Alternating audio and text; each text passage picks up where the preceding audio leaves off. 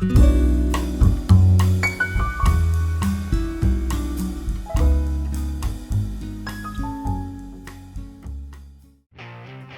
guys, what is up? My name is Aria, and today I am doing a renovation of an apartment in Evergreen Harbor. So, Evergreen Harbor is a neighborhood that came with the new expansion pack, Eco Living, and I absolutely love this pack. I think this pack has the best build and buy mode objects and floors and walls, and everything that comes with it is just absolutely amazing. Probably the best that we've ever seen since The Sims 4 has been released, and I'm even gonna venture to say ever since the first Sims came out back in 2000. It just looks more like custom content rather than, the usual stuff that they usually come out with that's all mixed and matched. It's nice to have objects that are together. So this apartment originally is just a 1-bedroom, 1-bath apartment. I turned it into a 2-bedroom, 2-bath.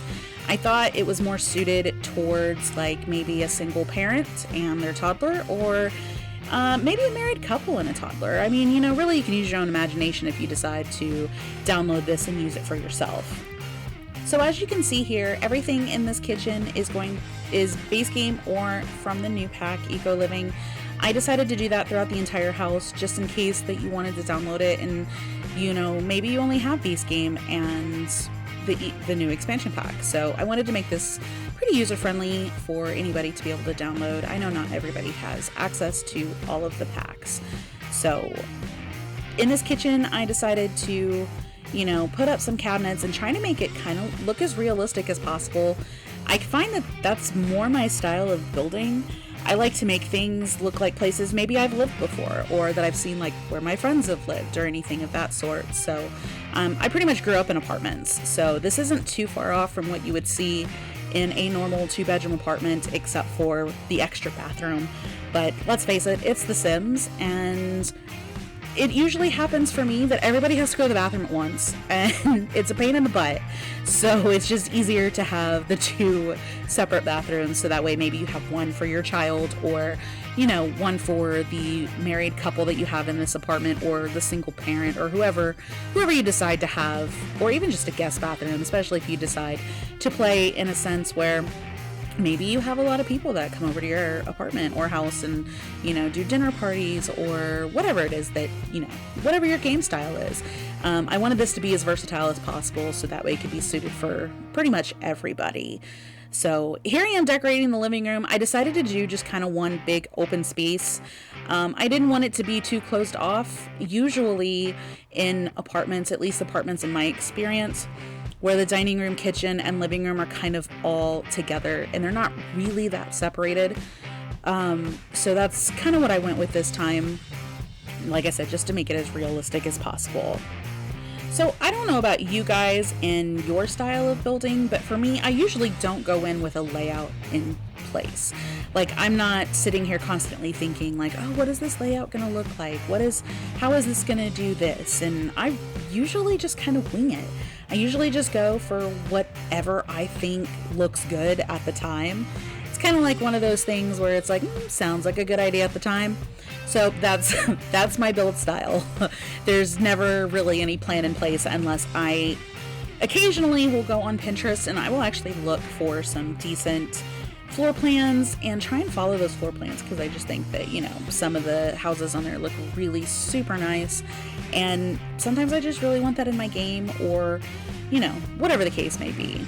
So trying to make this look as decorated as possible. And I realize with this layout it's kind of awkward just because of the way I did the hallway, which honestly, not having a whole lot of stuff in the hallway works for me, just because then there's not a lot in a Sims way.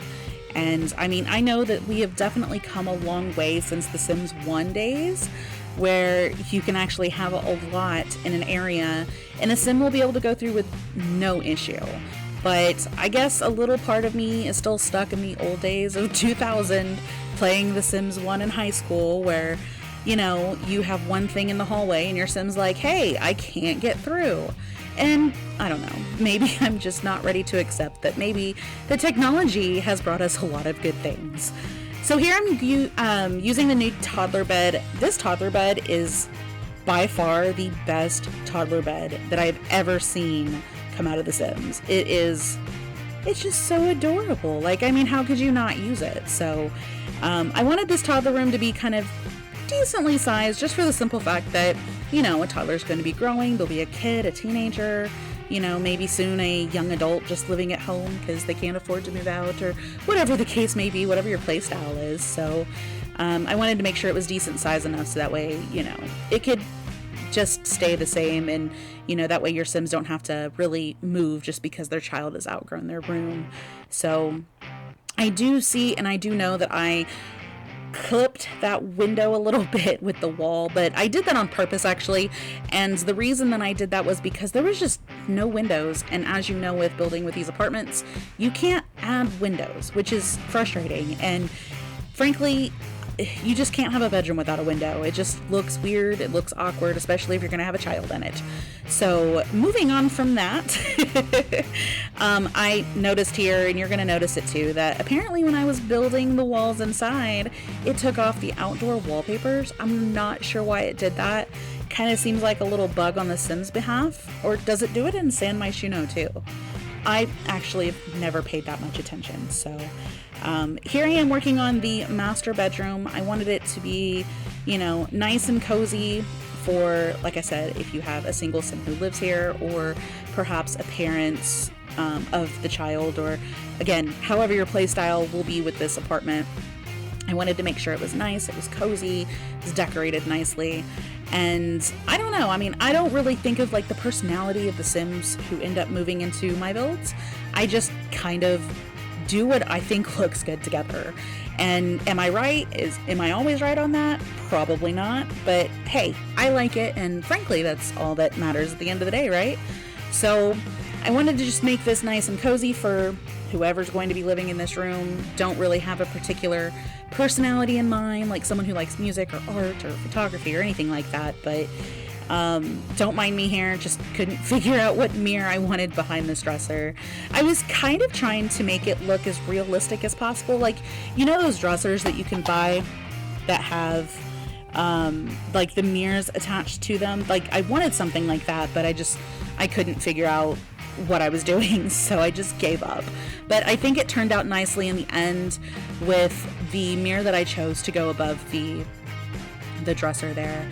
So as you can see here, I'm kind of moving on to the master bathroom. I wanted to make it as nice as possible, maybe a place where, you know, after dealing with the kid all day, or perhaps you've worked all day and you just want a nice sanctuary basically to relax, in a nice relaxing tub, and, you know, just a place that is just, I don't know, just relaxing. And I just probably said relaxing like 6 times in the past minute, but, you know, hey, it is what it is.